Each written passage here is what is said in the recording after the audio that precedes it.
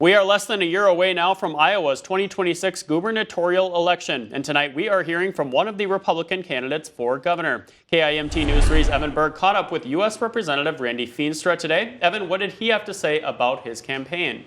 Ryan, Randy Feenstra says he's been spending the early stages of the campaign focusing less on his competition and more on selling his top priorities to Iowa voters.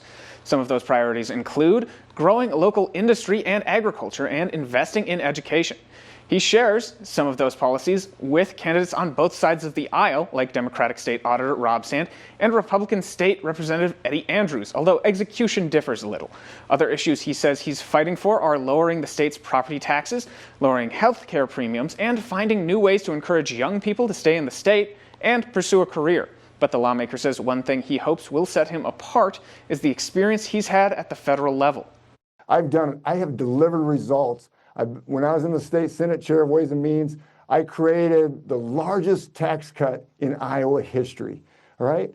And then when I was in Congress, being on Ways and Means, I helped President Trump. I wrote and helped pass the largest tax cut in U.S. history. That is, of course, the big, beautiful bill he's referring to. There are currently 7 other official candidates in the race for Iowa's governor. On the Republican side, this includes State Representative Eddie Andrews, former State Representative Brad Sherman, Iowa Director of Administrative Services Adam Steen, and Zach Lahn. On the Democratic ticket, there are State Auditor Rob Sand, Julie Stouch, and Paul Dahl. Back to you, Ryan. A crowded field. Evan, thank you very much for that report. There could also be more candidates entering the race before each party's primary next year. The filing deadline in Iowa is currently set for March 13th.